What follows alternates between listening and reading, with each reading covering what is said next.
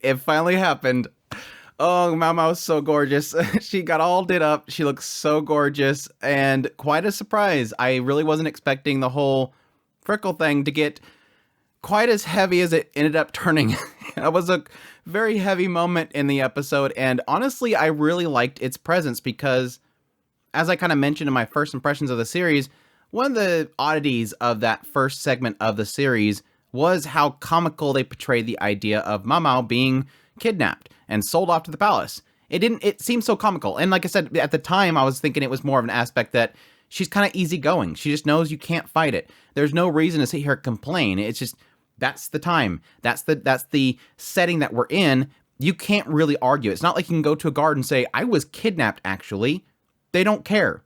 They're not going to look into it. But it does technically put a lot of weight onto Jinshi himself as well, and the idea of like, yeah, I'm sorry we didn't look into that. She doesn't blame him, but at the same time, there's so much heart in there. It's so fantastic. But I'm getting ahead of myself. Yes, episode 5 of Apothecary Diaries, another fantastic episode. I almost felt like the beginning segments of this episode, I wasn't going to have much to talk about. It really felt like it was just kind of taking its time. It was essentially opening the doors to what is going to be coming up in the next episode. It feels like next episode, things are going to go down. It really does feel like things are going to go down. Everything right now seems to be building up that somebody is trying something against the Emperor. And I think that's all going to happen at this party in the garden, which I think, obviously, Maomao is probably going to figure it out. She's going to notice something. I'm assuming there's probably going to be somebody attempting to poison the Emperor, and Maomao is going to sense it. She's going to taste it. She's going to notice it. What's going to transpire after that is the big, massive question mark. They show Li Shu, one of the concubines. She looks pretty upset in the preview in the next episode, but we'll see how things unfold. But yeah, so pretty much everything in the beginning episode is what we kind of carried over from the last episode. This guy seemingly having some sort of rash, and he's afraid it's a curse, which again, I kind of assumed it was going to be a curse, or he's going to claim that it's a curse. It's just this time frame. Something like that happens. They don't have enough knowledge and science and stuff like that they just assume the worst. I threw some stuff into a flame, and it burst up in different colors, and now I suddenly have a rash. It's got to be a curse. But yes, being that Maomao is kind of she's a realist. She's a scientist. She's an apothecary, so she's testing these things. She knows that there's always going to be some sort of reasoning behind it. Now, what she sort of talks about as this guy, confronts her and Gwen is that, yes, he thinks it's a curse, and she just kind of shows some examples of how you can change the color of flames based on different chemicals being put in, just like you do with fireworks. And yeah, it's probably something that was on that wood gave you a rash. And again, this sort of seems to be playing into what Jinshi is currently looking into, or at least overhearing this, he's going to look into it. He's going to try to find out what happened there, because this is probably something of a threat to the Emperor. We have this party coming up, and this guy's got this rash, and it's got an oddity to this wood. What's happening here? So he's looking into it. Now, I was kind of a little confused at what they were kind of unfolding there, and I guess I was kind of assuming that eventually we're going to get into it, is that, yes, Jinshi asks her about the different colors, what can cause it, how do you mix it, and then starts to look into possibly finding somebody with these rashes. Because if you're handling something that's doing this, then somebody else in the palace is probably going to have a rash from handling that. So that seems like what he's looking into, to possibly be a connection to what could possibly unfold at the garden. So that was all interesting. I almost skipped it. I did get a kick out of Gwen, this guy. She brings him these mushrooms. She's like, yeah, we've kind of become friends. He seems to like me now. And then Jinshi shows up, and he just goes all, I don't know. I think I caught that before, but yeah, it does seem like this Gwen guy likes Jinshi, which again kind of plays into the idea that Jinshi is super beautiful. Like, again, both male and female are probably going to fall for this guy. So yeah, Gwen's probably like doki over Jinshi. But yes, I've noticed before where it seems like Gwen goes out of his way in order to get some tea or something like that, and then by the time he comes back, Jinshi's gone. Jinshi doesn't even care. Really, really fun little segment. But yeah, following this, we get this little segment where Maomao is making these warmers for everybody. Even apparently the Emperor's seamstress and cook comes to have her make some for them too. So she's getting very popular with all these little things that she makes. But yes, that's all leads into them preparing for the garden party. And yeah, they end up roping Maomao into it because Gyokyo doesn't have that many servants. So obviously she's going to get roped into it as well. So she's preparing for all that stuff. And yes, eventually, leading up to it, we get a big, massive reveal. And again, I assumed based on all the art and whatnot for this series that it was going to be a case where either she grows out of her freckles or eventually, she just puts on makeup. But no, The opposite was the case. And this is where it gets kind of unfortunate that, yes, apparently Maomao has been using like this clay or whatnot to dot her face because her entire childhood she's been going by the brothels. She lives next to the brothels. And yes, and unfortunately, in a lot of cases, there's a lot of men that didn't get enough satisfaction or they can't get that satisfaction. And so they'll kidnap random women or girls on the street, yank them into a back alley, and have their way with them. And so Maomao was purposely putting freckles on her face to make herself appear ugly. Now, I personally don't see that being that much of a sway, but you never know. Maybe there are some people that are that picky, and so she was trying to avoid those people. But yeah, that's the story here, is that she purposely tried to make herself ugly in order to avoid attention. Now, that makes sense from before the palace, because I was sort of wondering about that when she first got to the palace. She's like, well, that'll never be me. I'll never be picked for a concubine because I'm ugly, I'm flat, I don't have the figure for it. And so I assumed at the time that, yes, this was just her appearance. She had this. But no, she's apparently, even in the palace, has been doing this as well. So I kind of assumed that that was going to be something that she'd point out, that I kept doing that because I didn't want to get the attention of the emperor or somebody else in the palace itself. It makes sense back here, but why are you still doing it is a question mark. And again, I think it's because she didn't want the attention. She didn't want to become a concubine. She just wants to spend her 2 years and get out of there. So it does kind of open up a broader picture of Maomao not just being somebody that just wants to keep her head down, but she's also avoiding threats that are, unfortunately, a thing in this world. But yeah, that was, oof, that was quite a stomach punch there. Jinshi kind of just like, oh yeah, you got makeup on now. And she's like, well, yeah. So you got rid of the freckles. No, I took it off. No, but wait, so you use makeup then? She's like, you don't just make up to make yourself beautiful. You also make yourself ugly. And that's what she did. And again, it plays into how much I really adore this character because, and the writing itself, is that it is making this a reality. This really does feel like something, yes, that's an unfortunate truth in this world and the setting. And yes, I mean, technically still present, unfortunately. But additionally, the idea of how casual she is about it. This is something she's always dealt with. This is normal. This isn't like a moment where he goes, no way, you're going through this? And she's like, yes, I've been going through this. No, it is literally like, shrug, yes, this is life. Hi, Jinshi, this is my life. This is what I've always been gone through. She's not making a statement. She's not putting her foot down. She's not claiming that he's a terrible person for it. She's just saying, this is reality. This is what I did to counter it. Yes, I got sold off still. They figured that I was still marketable because it was fading, and I'm here now. Well, I'm sorry that we didn't catch it. Well, I didn't expect you to catch it. Is it unfortunate? Yes, but I didn't expect you to catch it. It's so good. It was such a good scene, and it was so rough because at one end you're going, holy crap, girl, you just look beautiful. You look right now. You look so beautiful. She's all dressed up. She's got the makeup going on. She just looks gorgeous.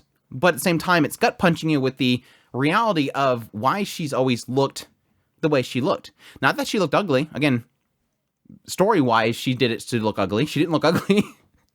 But again, that's that whole imperfection thing. In this world, people literally put powder on their face and wipe their face up with chemicals just to look pale as all get. That is a sign of beauty.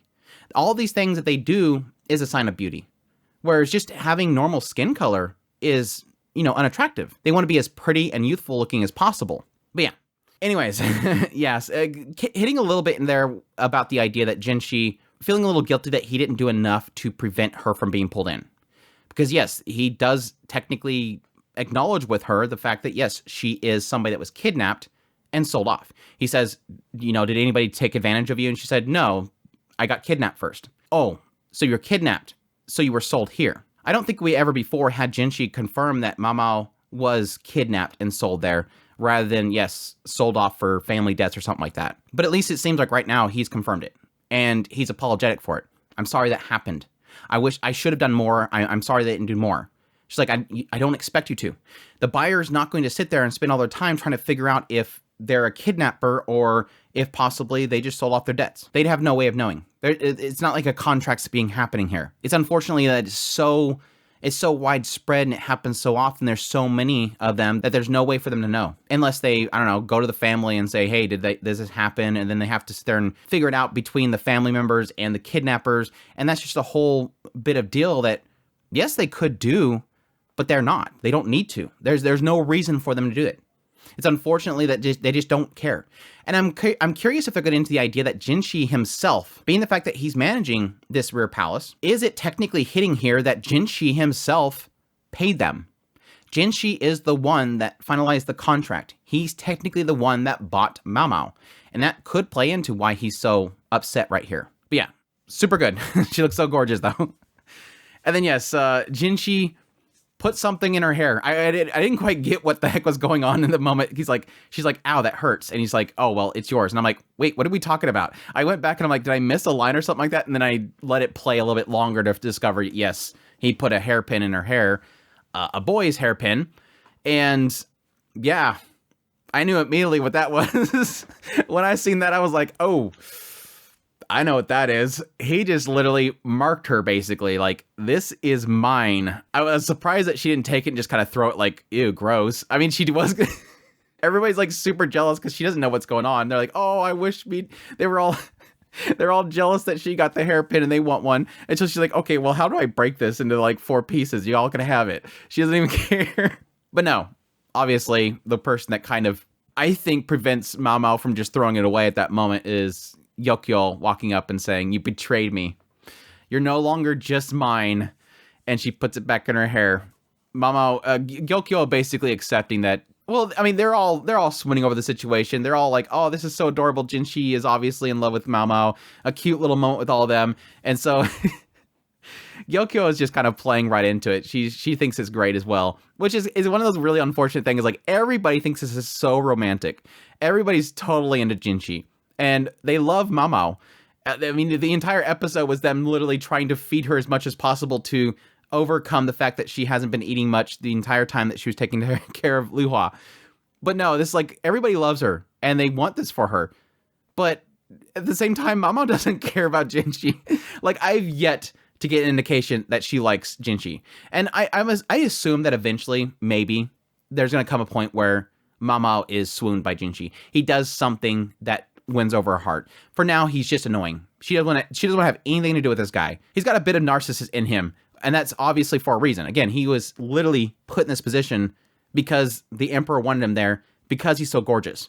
So it makes sense that he's in love with himself. He thinks that he can win over anybody, just not Maomao, which is the unfortunate thing for her because her pushing him away is making him like her more. But I'd be curious if ever a moment where that'll change. And I think it's going to probably come to a moment where he stands up for her, shows that he's willing to put himself out there for her, protects her, takes care of her, go out of his way to save her. He technically did with Luhua. If he didn't intervene, I'm sure that Maomao probably would not have been able to get in there, and she would have been executed maybe. Who knows though? It's a what if scenario because we'll never know. But yeah, following this, we get the introduction of all of the other concubines, the 4 main ones, the 4 that are going to be joining in this garden party. We already knew Gyokyo, who is the precious consort. We already know Lihua, the wise consort. But now we meet Lishu, the virtuous consort, and Otto, the pure consort. So that's the other 2. Lishu's a little cutie. And then Otto looks like, I'm sorry to say, it looks pretty masculine. Has a bit of a twinge of masculine. I mean, like a Jinshi masculine. So I don't know if that's going to be possibly supposed to be a guy. Who knows? We'll see. Or just maybe it's a woman that has a little bit more, I guess, charm about their appearance. Who knows? We'll see. But yeah, that pretty much wraps up the episode. Again, next episode looks like it's going to be crazy. Like I said, I assume that this whole situation that Jinshi is looking into about these rashes will possibly come to fruition in the idea that somebody is going to be attacking the emperor, somebody poisoning the emperor, maybe somebody poisoning one of the concubines. Again, my assumption still is that there is still an aspect of these concubines being pretty cutthroat. Again, this is based on my knowledge of how a lot of these inner palaces work in different stories. Not this one in particular, but in different stories. So I'd be curious to see if that is the case or if it's something else. Again, whether you like it or not, these 4 concubines are all essentially competing to become the next queen, essentially. Not technically a queen, but like an empress consort, like just the queen themselves, essentially. One last thing, I did bring it up in the last episode, but when they brought up the idea of this guy that had these marks on his hands at the very end of last episode, I was curious if that was going to bring up, again, the whole situation with Maomao, that she has these scars on her arm that was from her doing tests. And they brought it up again this episode, and the idea that Jinshi is looking for somebody that has these burn marks, these rashes, and trying to find them. And again, I think it might be tied in with what happened to this guy that Maomao helped out. The curious thing is that at some point when it jumped to the scene where Jinshi is talking about them looking for somebody that has these burn marks, they showed Maomao and she was looking at her arm again. Again, I'm still convinced that at some point we're going to get into Maomao's scars and that maybe possibly it's an infection that's spreading that she can't get rid of, but she never thinks about it. She never talks about it. But there's also the fear that there's a possibility that when they go to this garden meeting or whatever, and they're trying to find these people with the burn mark, what if they discovered that, what if somebody, maybe she bumps into them or something and the wrap comes off, and then somebody in the party notices she has this and they assume that it's her. And then Jinshi right there is probably going to have to step up. Maybe that'll be the point that he does step up there and protect her. No, she has my hairpin. I'm protecting her. She's working for me. I can trust her. And he has to go before the emperor to basically curry favor. That would be a cool thing to kind of bring up. And that's a possibility. The reason why they showed it again this episode. But again, we'll see. There was a note at some point that Mama was bringing up that the wood pieces they found, like somebody was trying to send a message throughout the inner palace to another person, and then they threw them away. Anyways, that's my thoughts on episode 5, Apothecary Diaries. Still loving it. Maomao was gorgeous. I cannot wait for more. But anyhow, I hope you guys enjoyed this video. As always, if you did, make sure that like button down below, comment. Let me know what's thought of the episode. Additionally, if you're new to the channel, make sure that subscribe button to get my content. And news, reviews, first impressions, top list. If it's anime, it's pretty much here. Additionally, if you want to support the channel more and you like this content, I have a Patreon link, tips link, super thanks, membership button down below. Greatly appreciate everybody does. And y'all take care.